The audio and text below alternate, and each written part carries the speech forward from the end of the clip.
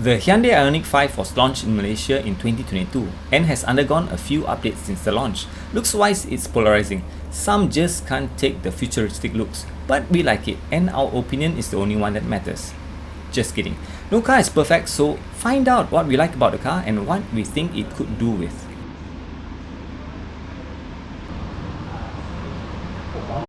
The Ioniq 5 is a CUV or a crossover. It comes in 3 variants, but we will be looking at the Max all-wheel drive variant in this video. The Max variant costs 270,408 ringgit and does 0 to 100 in 5.2 seconds, quicker than the iX non-xDrive 50 variant but over 100,000 ringgit cheaper.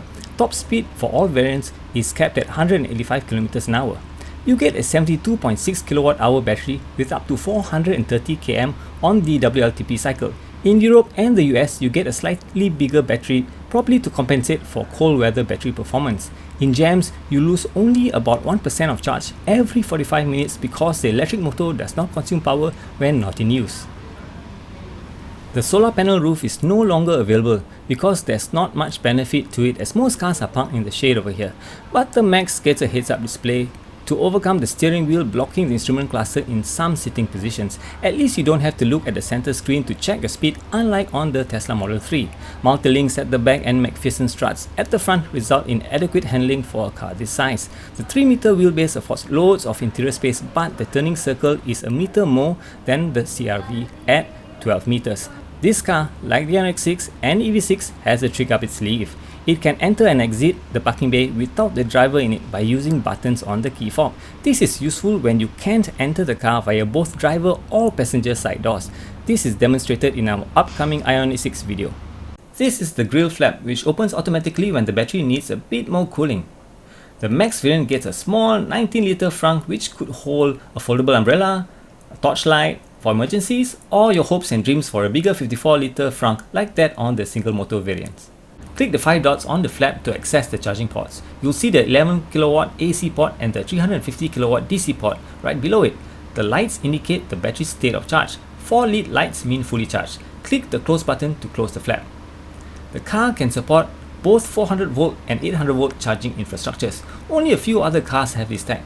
The Porsche Taycan, the EV6, the Ioniq 6, to name a few. But fast chargers are not cheap, and users are charged by the minute, so the faster you can charge up your EV, the less you pay. The interior of the Ioniq 5 consists of a mix of soft touch materials and hard plastics. All materials are eco-friendly or recycled. Truth be told, it could do with a bit more soft touch materials at certain touch points. You get a 7-speaker Bose system, including a subwoofer under the boot of the Max variant. The lower 2 variants get more space under the boot instead. You also get a 12.3-inch touchscreen, which does not come with wireless Apple CarPlay. Physical buttons are still present, so you don't have to navigate the touchscreen to adjust certain features. Next to the touchscreen is a 12.3-inch digital instrument cluster with digital side mirrors that displays when the turn signal is indicated. You'll see this in our upcoming test drive video. The leather seats are semi-bucket and comfortable, and there's no load through behind that rear center armrest because the boot is huge. Here's where you select your drive mode. There's the footwell, and here's your gear selector. We took it for a test drive and it was easy to get used to.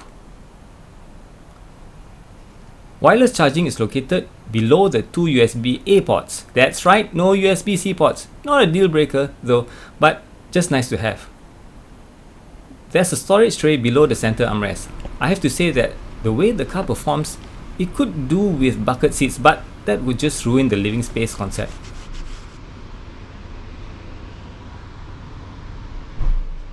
The steering wheel feels nice, although I would have preferred it slightly thicker, slightly beefier. This is just personal preference, of course.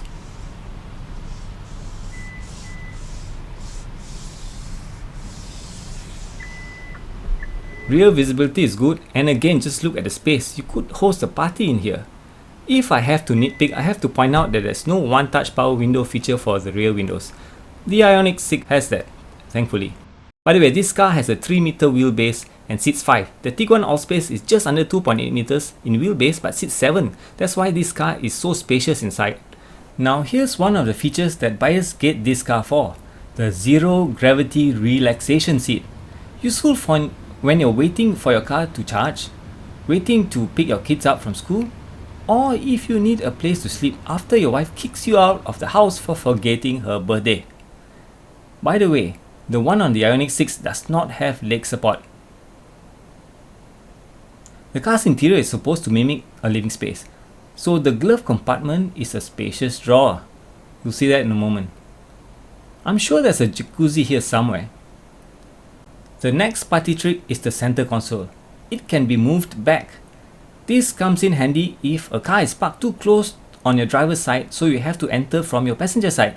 All you have to do is move the center console back so you don't have to do the high jump to get to the driver's seat.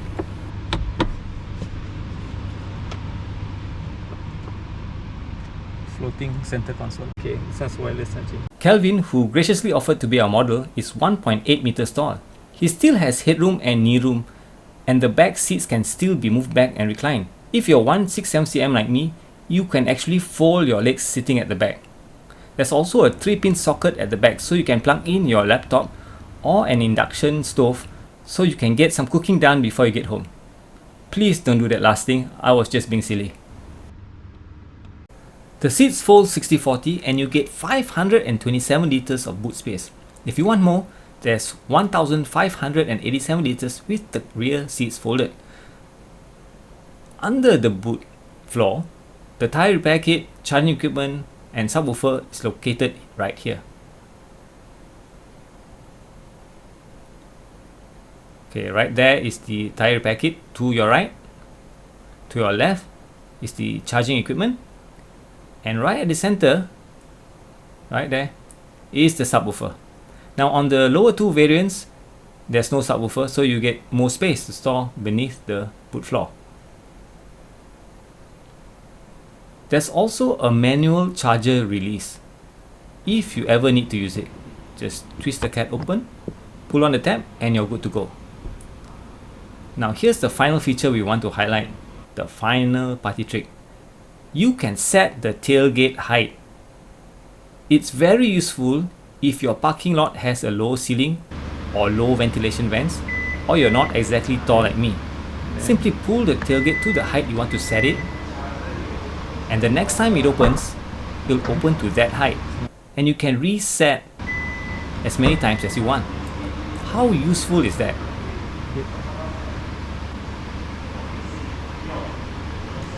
So thank you Kelvin and Hyundai Gurney Paragon for allowing us to shoot your cars. If you like our content, please subscribe and click that like button. Thanks for watching, and be sure to watch our test drive of the Hyundai Ioniq 5 coming soon. See you in the next video. Bye.